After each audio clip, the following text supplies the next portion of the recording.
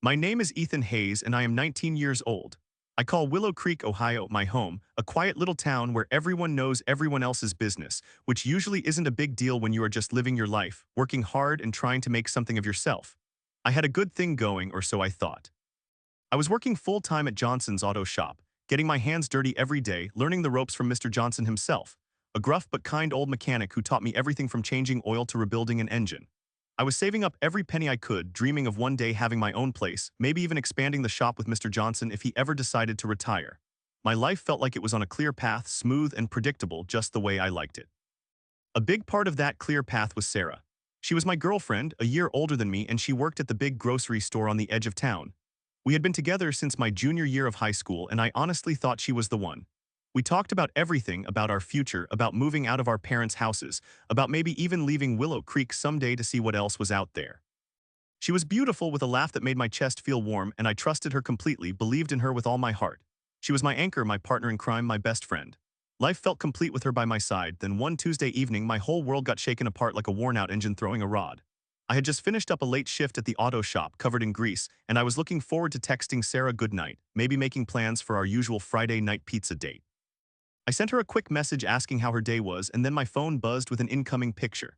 My heart jumped a little, thinking it would be one of her goofy selfies or maybe a picture of some funny thing she saw at the grocery store. But it was. The picture that loaded onto my screen showed Sarah's back, her bare back, clearly in a bed that was not hers or mine, and a male arm draped over her.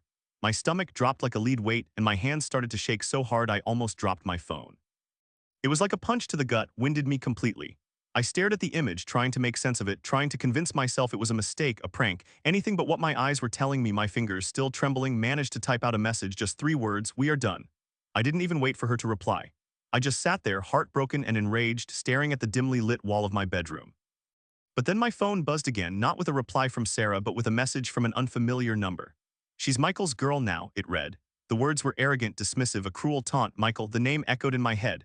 Suddenly a cold wave of realization washed over me, colder than any Ohio winter. Michael. Sarah had mentioned a new coworker named Michael. She had even pointed him out to me once, a kid really, when I picked her up from her shift a few months back. I remembered her saying, "Hey, that's Michael," as a boy who looked no older than 15 or 16 got into a car with his mom. My blood ran cold, turning from anger to a chilling mix of horror and disbelief. That kid wasn't even 16 years old. Sarah had cheated on me, not just with some random guy, but with a literal child.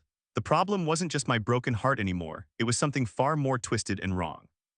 My nemesis was not just a girlfriend who betrayed me, but someone who had put a minor at risk, and in doing so, had broken laws that made my personal hurt feel small in comparison to the potential legal consequences for that kid. After the initial shock wore off, the hurt started to deepen. I tried to push it all away, to ignore it, to just pretend like Sarah never existed.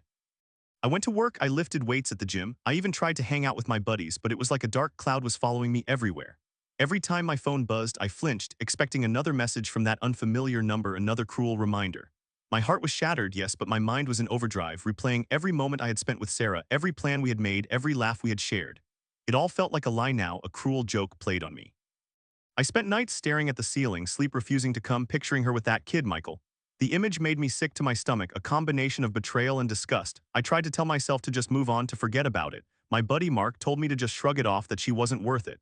"There are plenty of other fish in the sea, Ethan," he'd said, trying to be helpful. But it wasn't just about her cheating anymore. It was about Michael. That kid, barely old enough to drive, let alone be involved in something so messed up. I kept telling myself it wasn't my problem, that I should just walk away and let Sarah deal with her own mistakes. But the image of that young kid getting picked up by his mom kept flashing in my mind. How could Sarah do something like that? How could I just stand by and let it happen, knowing what I knew? I felt trapped, caught between my intense personal pain and a growing sense of responsibility, a terrible feeling that I was holding a dangerous secret. The more I thought about it, the worse I felt. The problem wasn't just Sarah's betrayal, it was the actual crime she committed against Michael. I started questioning everything. Had I been so blind? Had I missed signs? Was I an idiot for trusting her so completely? These thoughts gnawed at me, making me feel worthless and stupid. My work at the auto shop started to suffer. I made mistakes, forgot tools, and Mr. Johnson, who usually let things slide, started giving me concerned looks.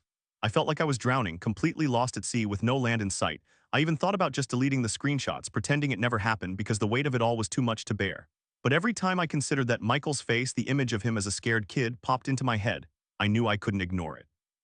I felt completely alone, abandoned not just by Sarah but by the trust I had placed in the world. I had hit rock bottom. My dreams were ashes, my trust was gone, and I felt powerless to do anything about the injustice staring me in the face. I spent another sleepless night staring at my phone, the screenshot still burned into my memory. It wasn't about my broken heart anymore, it was about doing what was right.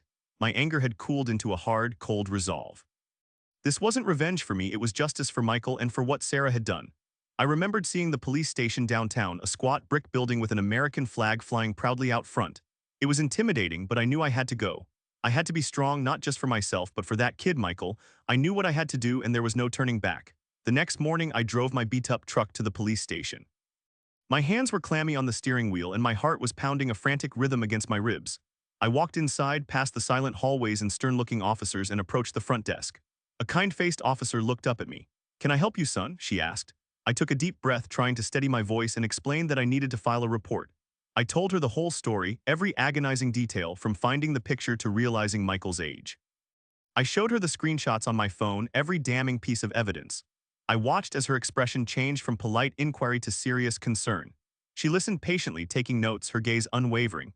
It was hard to recount it all, reliving the betrayal and the horror, but each word I spoke made me feel a little bit lighter, like a heavy burden was slowly being lifted from my shoulders. After I finished, she told me that this was a serious matter and assigned me to a detective, a man with a tired but earnest face. I repeated my story, showed the detective the screenshots again, and even gave him the grocery store's address and Michael's name. The detective assured me they would investigate thoroughly. He told me it might take some time, but he promised to follow up. I left the station feeling a strange mix of relief and anxiety. I had done my part, put the wheels in motion.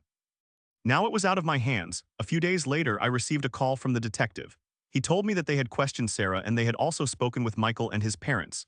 The detective confirmed that Michael was indeed under 16 and that Sarah had been arrested on serious charges. He didn't give me all the details, but he did say that my evidence was crucial. He thanked me for coming forward, for doing the right thing. The news hit me like a wave, not of triumph, but of quiet satisfaction. It wasn't a celebration, but it was a deep, fundamental sense that justice had been served. I had heard nothing from Sarah since that terrible night, and I didn't expect to. My new normal was without her. I was still mending my broken heart, but I was also stronger, clearer, and more grounded. I learned a brutal lesson about trust, but I also learned that standing up for what is right, even when it is painful, is always worth it. I continued my work at Johnson's auto shop, pouring my energy into my future, a future that was now mine alone to build. I focused on my skills, on learning everything I could from Mr. Johnson, feeling more confident in my path forward. A few months later, I was at the grocery store myself, picking up some snacks after work. As I walked down an aisle, I overheard two women talking near the checkout. They were discussing Sarah not by name but by description, talking about a girl who used to work there. One woman said, "Can you believe what happened to her? I heard she's really struggling to find work now anywhere. No one wants to hire someone with a record like that, especially in a small town. They even say she had to move away from Willow Creek." The other woman nodded sadly. "Yeah, I heard she applied at 3 different places and each time her background check came up and that was that. It's a shame, but also, consequences." I grabbed my items, paid, and walked out into the cool evening air. I didn't feel any joy from hearing that, not really. But a quiet, almost poetic sense of completion settled over me. Sarah had lost her job, her reputation, and her place in the town where she had done so much damage, all because of her own choices. It wasn't about my revenge anymore. It was simply about the universe balancing its scales. I drove home looking forward to a quiet evening, knowing that I had done what was right and that sometimes the unexpected twist isn't a grand revelation, but the quiet confirmation that justice finds its way, even in the smallest of towns.